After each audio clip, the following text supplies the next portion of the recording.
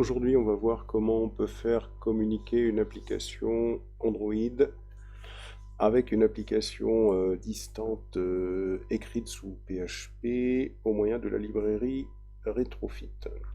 Alors pour cela, on dispose, après que vous ayez des IP retrofit.zip, on dispose d'un fichier qui s'appelle base.sql qui va nous permettre de créer notre base de données. Donc on clique dessus.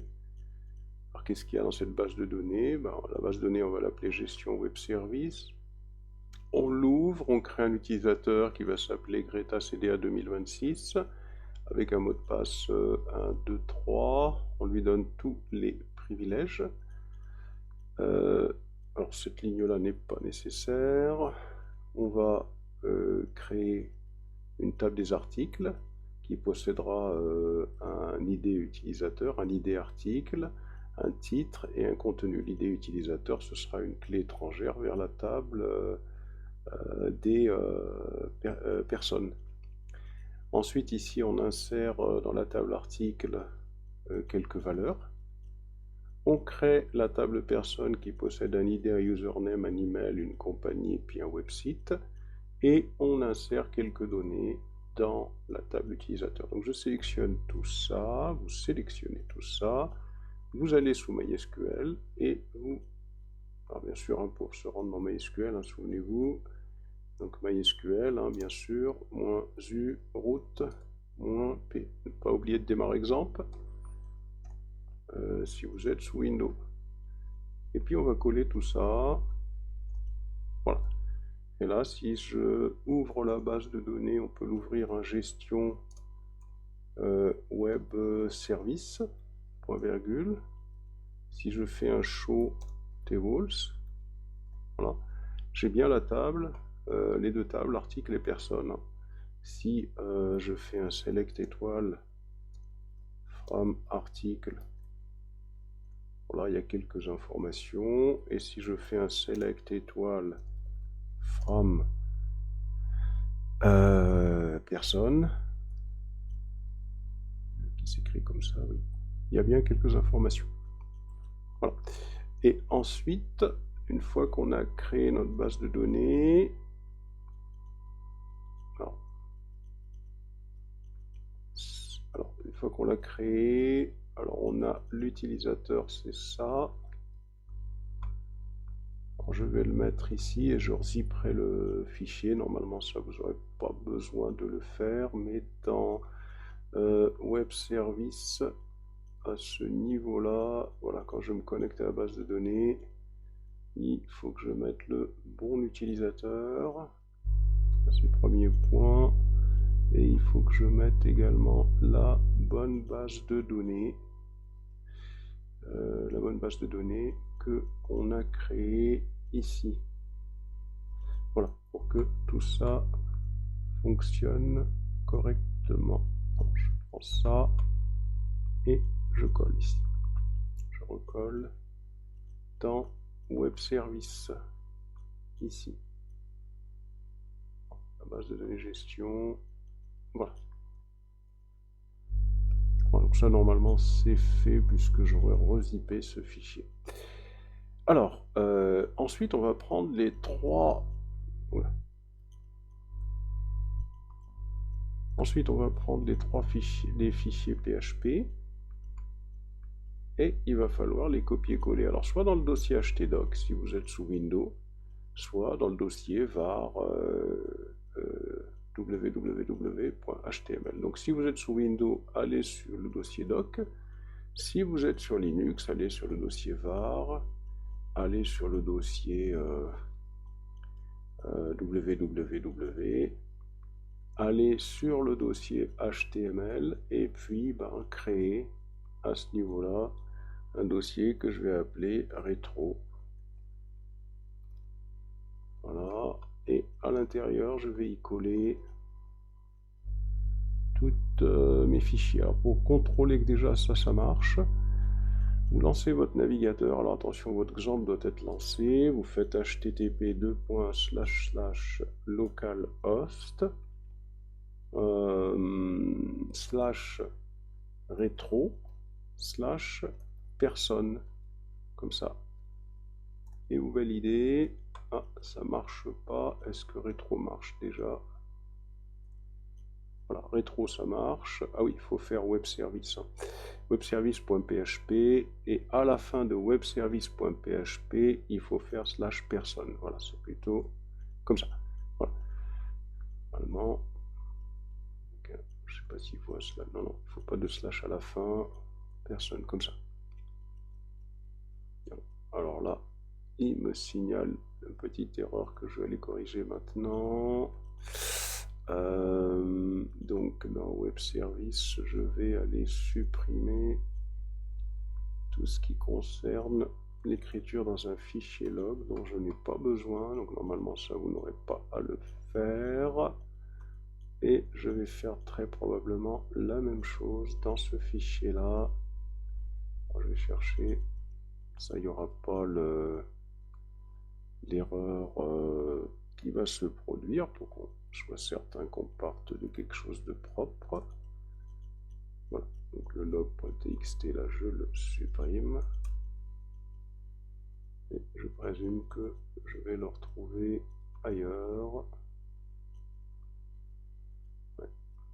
Donc ça c'était pour éventuellement suivre mon application pour chercher les erreurs. Mais bon, comme on ne développe pas le code PHP, on va juste jeter un coup d'œil.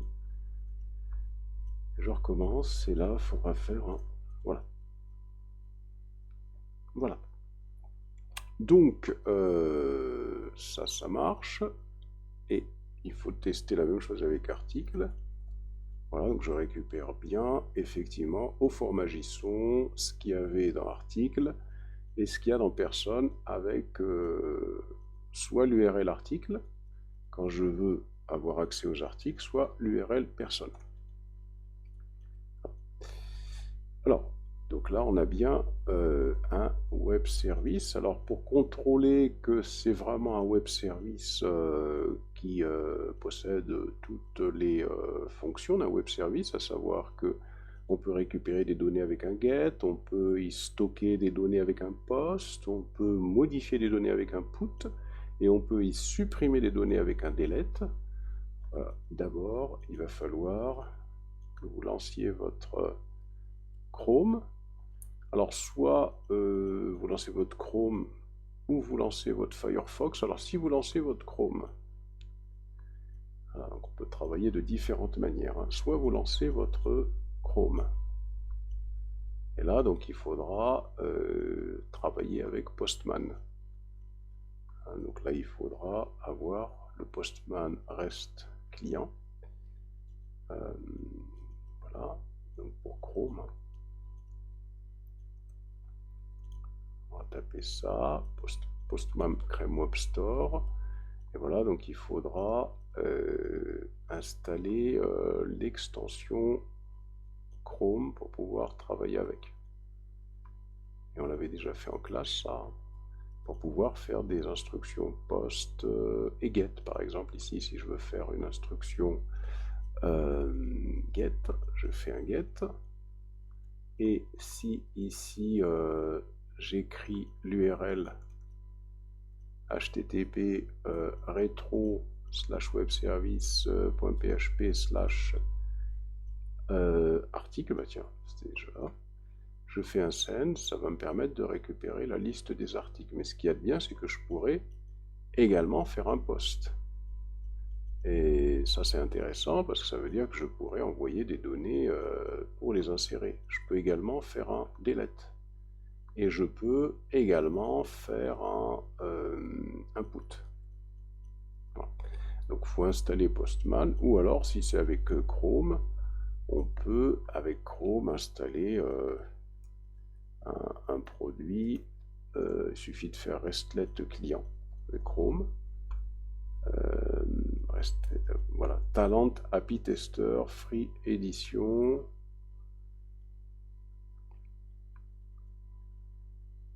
Voilà, ah, ça c'est pour Chrome. Donc là, si je fais restlet, Restet client, alors Mozilla peut-être. Je crois qu'il y a une extension pour Firefox. Restlet client, debugger for Restlet web service. Celle-là par exemple. Voilà, par Chaozu. Alors moi elle est installée, hein. Vous pouvez l'installer. Une fois que vous l'avez installée, vous la retrouvez ici là. Extension Restlet client. Hop.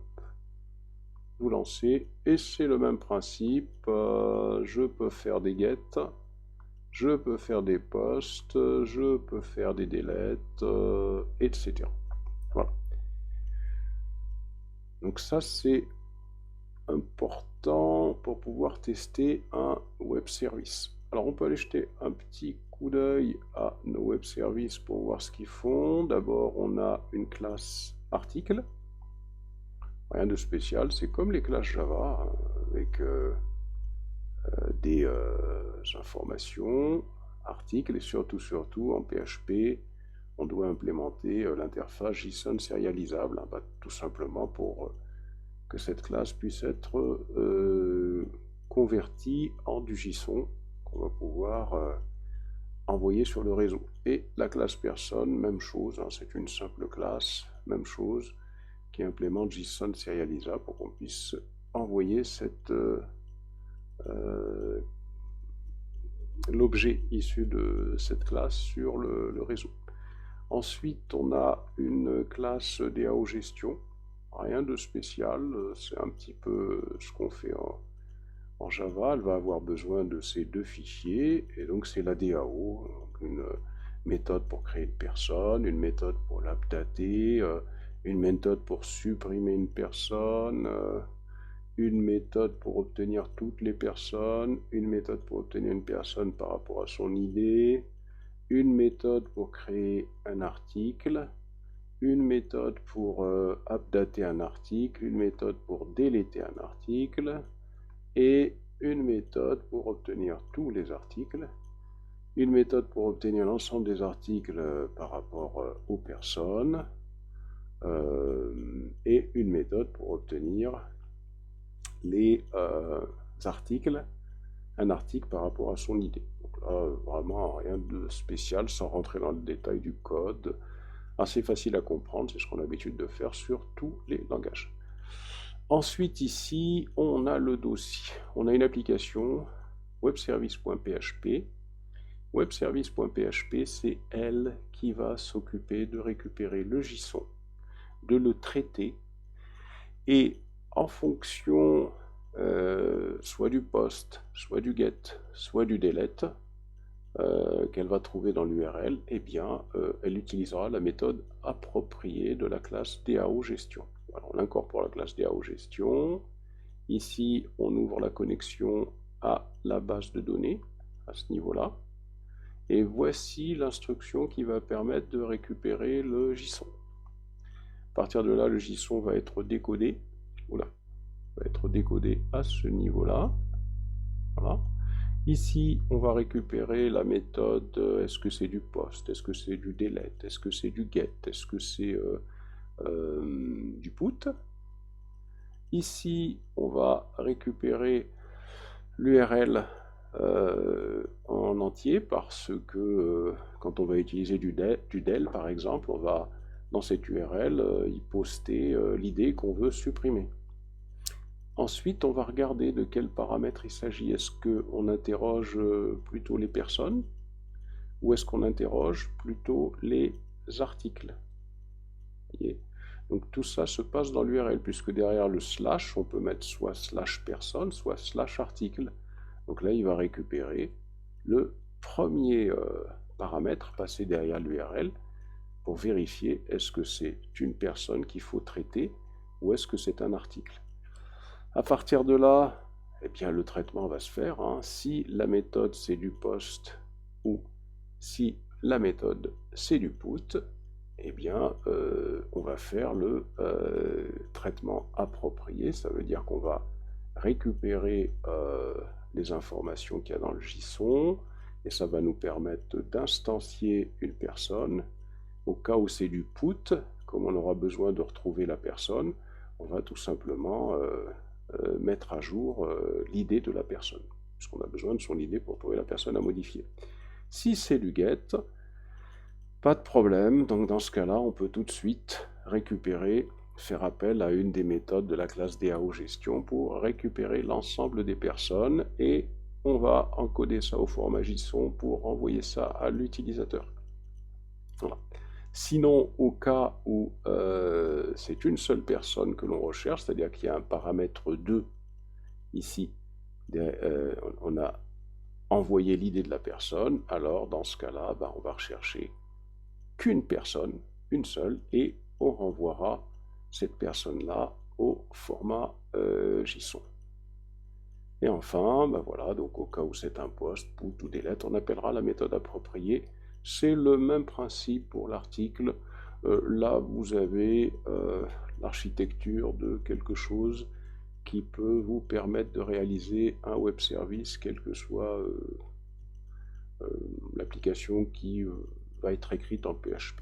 Il suffit de transposer ça sur un autre langage pour que ça fonctionne de la même façon. Voilà, donc là, on a tout qui est en place. Et donc on va pouvoir travailler. Par contre, moi, je vais récupérer cette chose-là avant que tout de suite pour pouvoir recompresser avec les modifications que j'ai fait tout à l'heure. Voilà. Alors, comment cette application fonctionne? Comment ça marche avec du JSON? On va envoyer notre Mozilla. Vous pouvez envoyer votre Chrome si vous voulez utiliser Chrome. Et ici, je vais utiliser le REST client. Alors, donc ça peut très bien se faire avec Chrome et l'extension qu'on a vue tout à l'heure. Ensuite, ici, dans le get, je vais mettre http://localhost /retro/webservice.php/personne. Si je fais ça, je fais un send, je regarde la réponse, ça va m'afficher la liste des personnes. Donc on voit bien qu'on a bien créé un web service qui permet de récupérer du JSON. Si maintenant je souhaite ajouter une autre personne dans ce fichier, alors je vais sélectionner par exemple ici la première ligne, normalement vous aussi vous devriez avoir des résultats comme ça, et je vais faire un post. Et dans la partie body qui est ici, je vais ajouter, par exemple, allez, je vais changer le nom, ici je vais mettre 20. Je vais mettre 20 à prénom, je vais mettre 20 à ce niveau-là, je vais mettre 20 ici, et je vais mettre 20 ici. Donc je vais post, je vais via le web service, envoyer du JSON vers le web service PHP pour qu'il insère ces données-là dans la base de données. Je fais un send, donc là on me répond 200, ok, ça a bien marché. Pour m'assurer que ça c'est dans la base de données, je vais faire un get. Je vais faire un get, je vais demander à récupérer la liste des personnes et je regarde est-ce que le 20 a bien été pris en compte. Oui, ici on voit bien que ça a été enregistré. Supposons que je veux faire une modification, qu'il a rajouté un nouvel enregistrement. Je veux faire une modification sur cet enregistrement numéro 17. Comme c'est un nouvel enregistrement, donc là je vais mettre l'enregistrement numéro 17. Et cet enregistrement numéro 17, je veux, ça va devenir 21, 21, 21, 21 et 21. Je valide, je fais un send. Et si... Ah non, c'est pas fait le send, c'est... Il faut faire le put. Parce que le get permet de récupérer les données. Il faut faire le put. Donc je recommence, je fais le put. Je fais un send. Maintenant, je vais faire un get pour récupérer ce qu'il y a maintenant dans la base de données. Est-ce que le 17 a bien changé? Oui, il est devenu 21. Donc on voit que on peut envoyer du JSON vers le web service pour que les données soient changées en base de données. Si je veux supprimer le numéro 17, je vais venir ici, je vais faire un delete, et à la fin, ici, je vais faire un /17. Je donne l'idée, je fais un send. Là, il me fait OK, ça devrait avoir bien marché. Je vais sur le get, et si j'essaye de récupérer le numéro 17, il n'y a pas de données, donc il a bien été supprimé. On peut tous les afficher d'ailleurs, et voir que, attention, il faut mettre le slash à la fin quand on utilise le get, on voit que le 17 n'existe plus. Donc notre web service fonctionne bien. Si on veut travailler sur les articles, ça va être la même chose. À la place de personne, on fera article. Voilà. On fait un send et ça fonctionne. Donc voilà comment fonctionne notre web service. Avec Spring, on a déjà fait en classe, on a vu qu'on pouvait faire un web service et interroger les choses de cette façon-là. C'est le même principe. Avec n'importe quel système, n'importe quel langage, il faudrait rechercher comment mettre en place un web service. Maintenant, l'objectif, c'est de pouvoir mettre en place une application Android qui va faire la même chose. On va en mettre une en place qui va pouvoir récupérer les données et faire par exemple une modification par rapport aux données qui auraient été récupérées dans une liste. On lance Android Studio, on clique sur New Project. Une fois qu'on a cliqué sur New Project, on clique sur Empty Activity, Next. Ensuite, on va définir une application, on va l'appeler My Application Retrofit Service par exemple. Allez, voilà, on laisse tout par défaut et on fait Finish. Voilà notre application. Première des choses, quand on travaille avec un émulateur, il faut déjà que l'on comprenne comment on peut accéder au web service via l'émulateur. Il faut qu'on comprenne ça. Alors pour ça, ce qu'on va faire, on va exécuter cette application. Voilà. Attends un petit peu que l'émulateur veuille bien se lancer. Alors qu'est-ce qu'il me dit? Update this project to use the newer compilation SDK version. Bon, alors si on suit ce qu'il me dit ici, peut-être que vous n'avez pas le même message. Si ça fonctionne pour vous, tant mieux. Moi, il me dit d'aller ici dans Build Gradle et de modifier le SDK en 33. Bon, ben, je le fais. Voilà. Je synchronise. Alors vous, s'il n'y a pas eu ce problème, hein, le faites pas. Si vous avez eu le même problème que moi, bon, bah, il suffit de lire le message et de faire ce qui est demandé, hein, tout simplement. Voilà. On envoie notre émulateur. Alors l'objectif, c'est de comprendre comment on peut fonctionner avec... donc là, je vais cliquer sur ce bouton et sur l'émulateur, je vais lancer le navigateur. Alors je vais cliquer là-dessus. Ici, je lance le navigateur Chrome. Hop, accepte, tout continue, nos 5, je signe pas.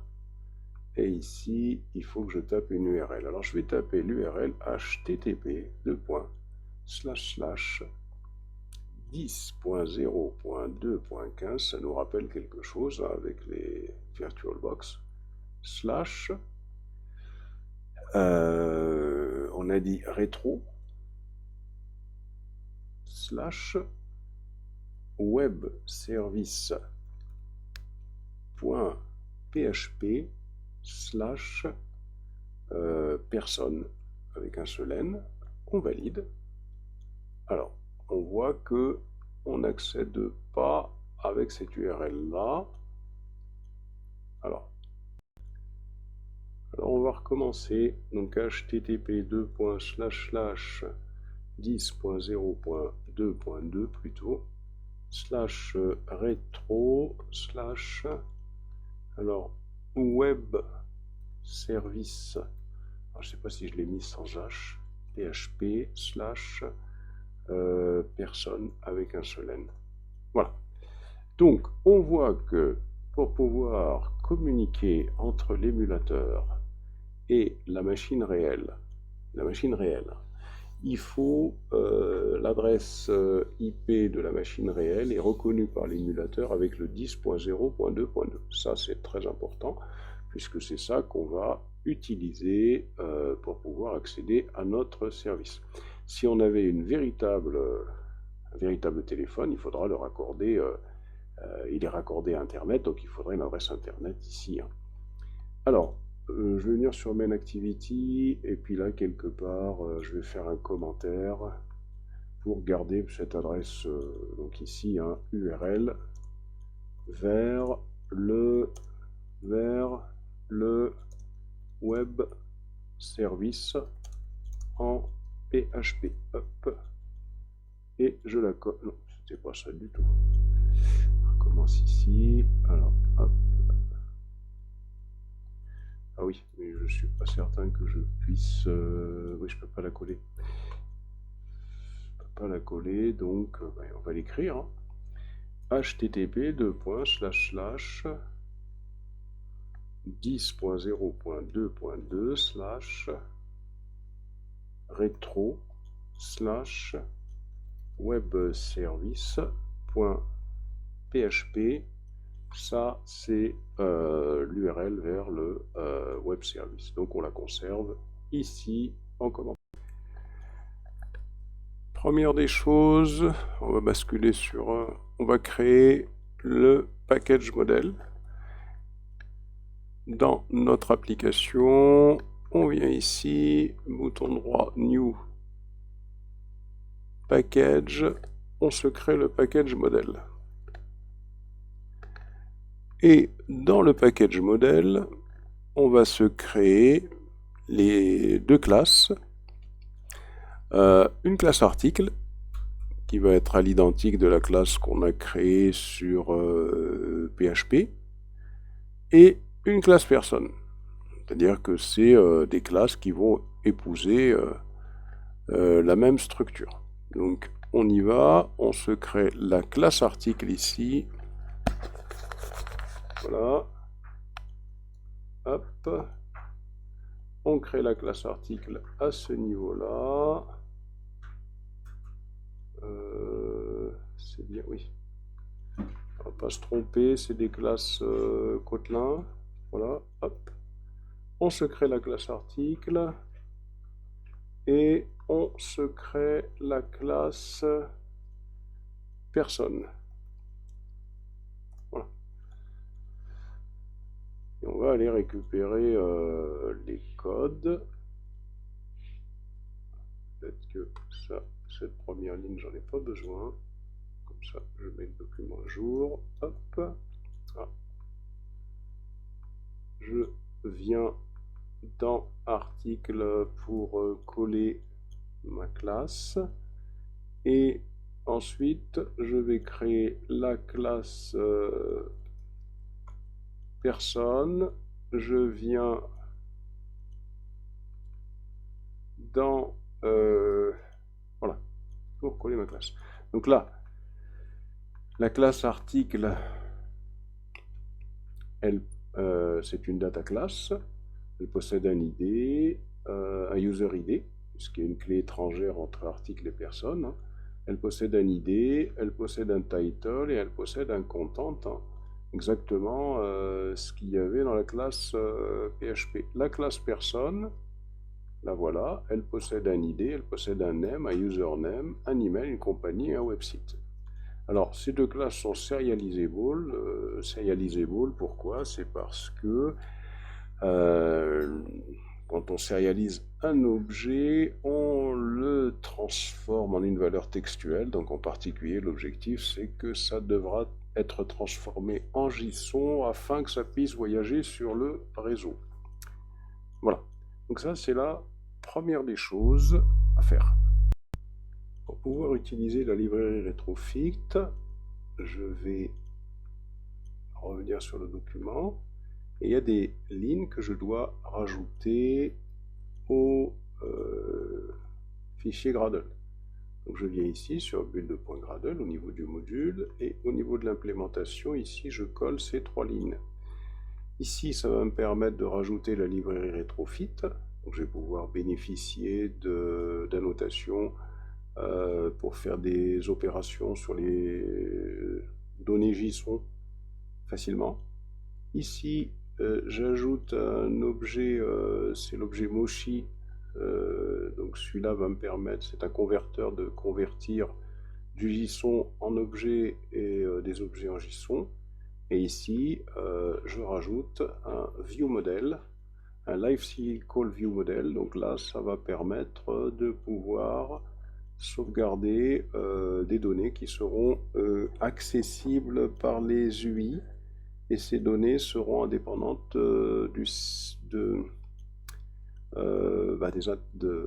du contexte des interfaces graphiques. Donc quand j'ai fait ça, je synchronise le projet. Voilà, c'est parfait. On va pouvoir continuer. Dans un deuxième temps, nous allons créer un dossier qu'on va nommer Web Service, un package qu'on va appeler Web Service. On va l'appeler Web Service. Dans ce package, on va mettre toutes les opérations qui vont permettre de pouvoir faire les accès, les opérations distantes. Donc on va déjà créer, alors on revient sur le document, on va alors déjà créer, effacer ce qui ne va pas, voilà, on va déjà créer une classe DAOArticle pour faire les opérations sur article. Donc bouton droit sur Web Service, New, on se crée une Kotlin classe et on valide. Une fois qu'on a fait ça, on va récupérer le code à partir d'ici. Voilà, et on colle. Alors qu'est-ce qu'on a ici? On a importé la librairie Retrofit. On a l'interface DAOArticle, c'est un peu comme Room, hein, c'est-à-dire que ici, on va pouvoir initier, on a une annotation qui fait que la méthode getArticle nous permettra de récupérer la liste des articles via Retrofit. Alors ici, donc, on va avoir une liste d'articles, donc Alt-Enter hein, pour que article soit importé. Ici, on a une annotation @getArticle/id, c'est-à-dire que quand on souhaitera récupérer un seul article en JSON, dans l'URL, on fera article/ le numéro de l'article, et dessous, donc suspend, on se souvient que ça va permettre à la fonction d'être exécutée dans un thread. Hein. Il ne faut pas oublier que les opérations sur le réseau prennent du temps, donc il ne faut surtout pas que ces opérations bloquent le fait que l'utilisateur puisse cliquer sur son interface graphique. Il ne faut pas que ce soit bloqué. C'est pour ça qu'il faut faire ces opérations longues dans un thread à part. On a la fonction getArticle, on lui passe la notation @pathID, parce que cette idée-là va faire partie de l'URL. Et on lui donne comment dirais-je, un paramètre, hein, article ID, auquel va correspondre cette annotation de type int, hein, article. Ensuite, on a la méthode put, donc un peu toutes les méthodes qu'on avait vues avec tout à l'heure le client RESTful.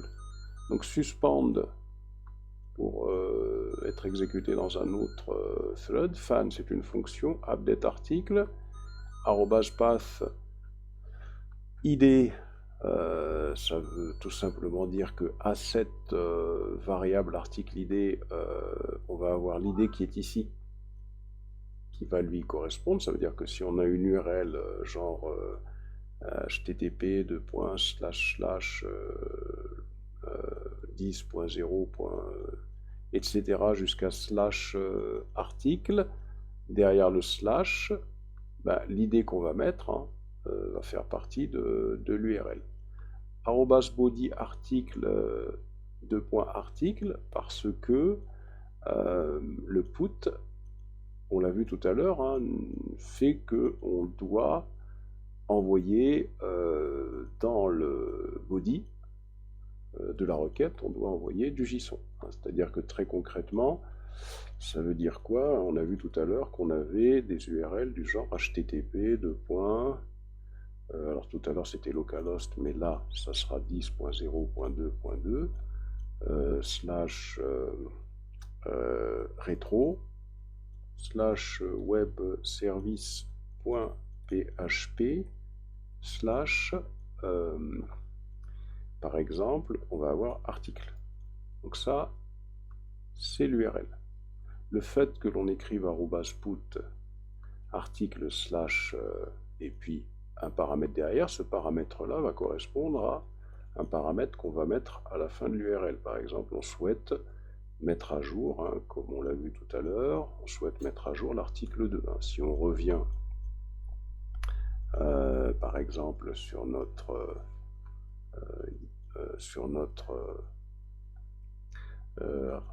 comment dirais-je, donc logiciel reste full client de tout à l'heure, quand on faisait un put, on envoyait en particulier dans le JSON, on envoyait l'ID qu'il fallait modifier. Donc cette idée-là va faire partie de notre URL et cette idée va correspondre à un entier, c'est bien ce qu'on voit ici. Dans le body, on doit lui donner du JSON, c'est ce qu'on a vu tout à l'heure.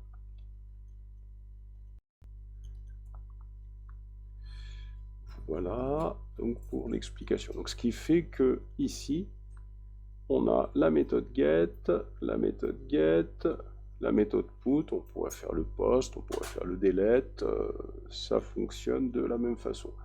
Allons voir, on va se créer une autre DAO pour personne. Donc bouton droit, new Kotlin class file, on va se créer la classe personne qu'on va aller récupérer à ce niveau-là. Voilà, on sélectionne tout ça.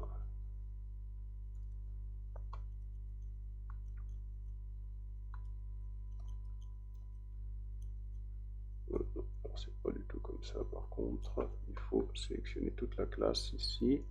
Et faire un CTRL V. Et ici, on récupère la liste des personnes. Alors, c'est ici. Voilà. Personne, on l'a ici à ce niveau-là. Et là, bon, même chose, interface DAO personne, @get personne pour obtenir la liste des personnes et @get personne slash un paramètre pour obtenir une personne en particulier.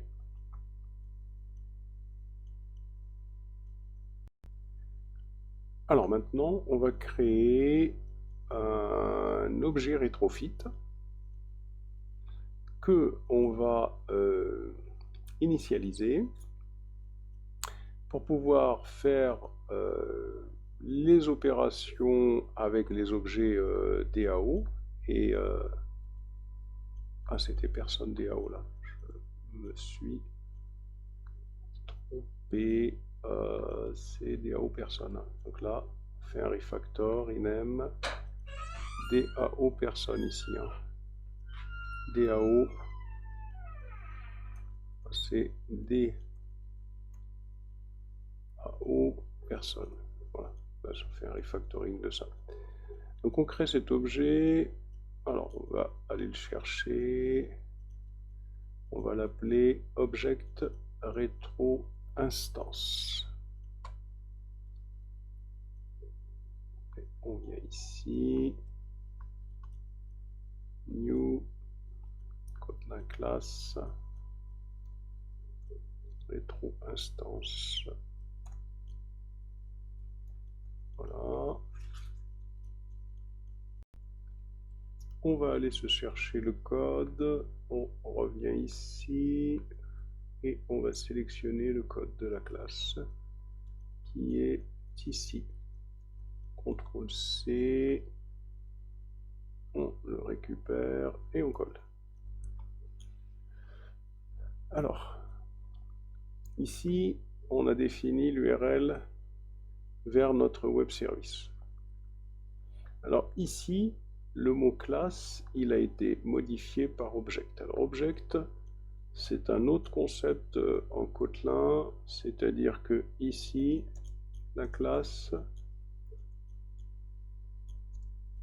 plutôt l'objet est unique. Il n'est instancié qu'une seule fois. Il n'est instancié qu'une seule fois. Ça permet de mettre en place le pattern singleton.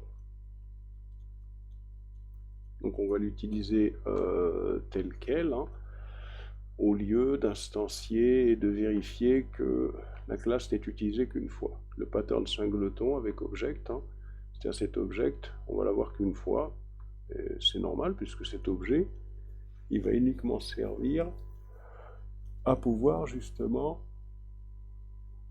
définir des instances de DAO article et de DAO personne qui pourront être utilisées avec des objets JSON. Alors ici, donc, on a use the retrofit builder to build the retrofit object using a Moshi converter. Donc, c'est là où on va créer cet objet retrofit, hein, cet objet qui va permettre de pouvoir faire des opérations avec des data JSON sur le réseau, hein, comme on l'a fait avec le rested client. Alors pour ça, donc private val retrofit by lazy, ça veut dire que il sera uniquement instancié quand on va l'utiliser. Retrofit.builder, donc pour qu'on construise notre objet retrofit, on lui passe l'URL qui est définie plus haut, à ce niveau-là. La base URL est définie ici. Voilà, donc là on lui a donné l'URL qu'il va devoir utiliser pour faire les opérations put, post, get et puis delete sur le réseau. On lui ajoute un converteur, add converter factory. On lui ajoute un Moshi converter. Un Moshi converter, c'est-à-dire que ce converteur, c'est un objet qui va permettre de convertir des objets Kotlin, en particulier les objets articles et personnes, en du JSON, et l'inverse, .build. Et voilà, donc là on a construit cet objet qui va permettre de faire des opérations sur le réseau avec du JSON et de faire de la conversion du JSON vers objet, objet vers JSON. Ensuite, à partir de là, on va définir deux instances. Alors on définit autant d'instances qu'on a défini de DAO. On a défini des DAO, DAO articles et DAO personnes, qui permettent de faire des opérations crudes, hein, sur le réseau, hein, sur la base de données. C'est ça que ça va permettre de faire. Et ici, donc val, instance, donc on a une première instance 1, 2 points, DAO article by lazy, c'est-à-dire que ça va être, cette instance sera initialisée au moment où on va l'utiliser. Et là, cet objet retrofit qu'on a au-dessus, ici, on va l'utiliser, et on va faire retrofit.create, on lui passe la DAO article, que l'on a défini ici, hein, dans lequel il y a toutes les opérations sur le réseau. Donc, avec cet objet retrofit, on a vu qu'il possède l'URL. Il va posséder un objet qui va permettre de convertir le Kotlin en JSON et le JSON en Kotlin. Donc cet objet-là, retrofit, on va lui appliquer la méthode create.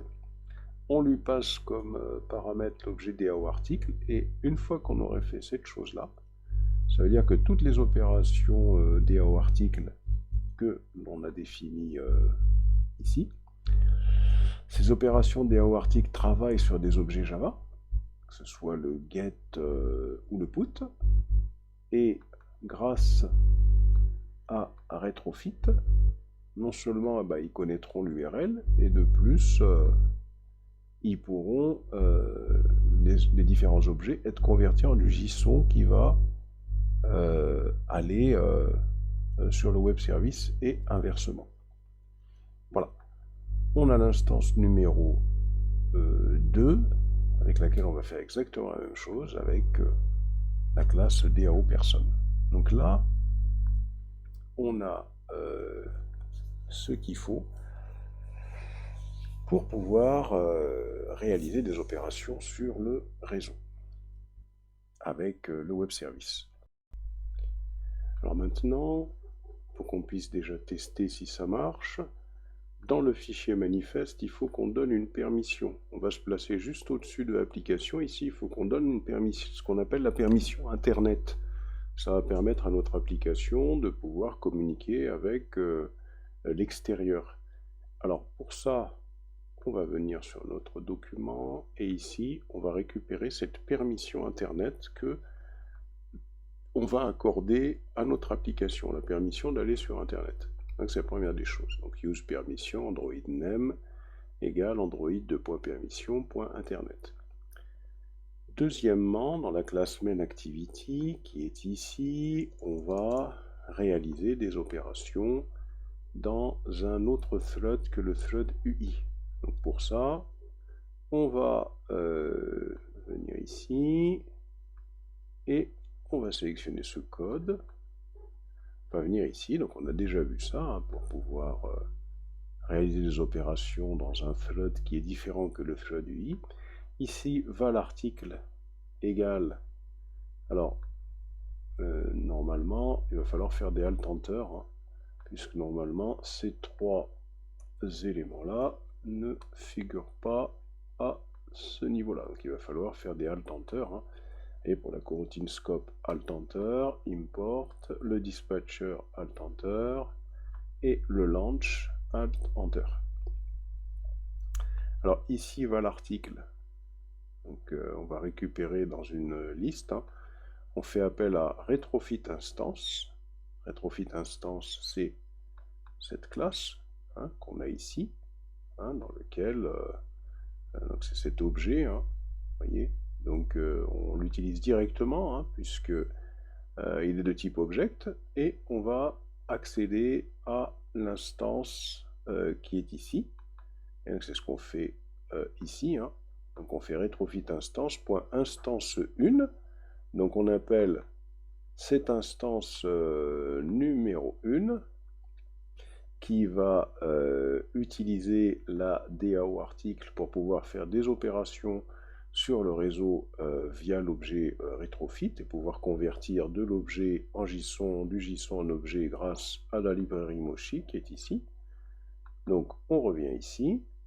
Donc retrofit instance.instance1, on appelle cette instance, et on va pouvoir faire appel, parce qu'on n'oublie pas que instance 1 c'est un objet de type DAO article. Donc on va pouvoir faire appel à getArticle, hein, getArticle qui est défini ici et qui récupère la liste des articles grâce à cette annotation.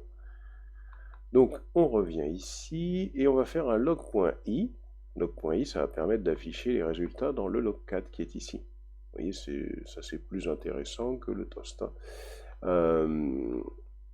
Donc on lui passe une chaîne pour pouvoir faire pour pouvoir poser un filtre pour repérer exactement cette ligne-là, et on va récupérer la liste des articles. On va voir si ça marche. Donc, on sauvegarde, on exécute, un terminette, voilà. Si je vais dans le logcat qui est là, je viens ici, je peux écrire article, voilà, je commence à écrire article, hein, ce que j'ai mis à ce niveau-là. Vous voyez, c'est pour pouvoir filtrer dans les messages, hein. J'écris article, et là, on a bien la liste des articles qui ont été récupérés. À partir de là, on sait maintenant comment accéder à un web service distant pour faire des opérations.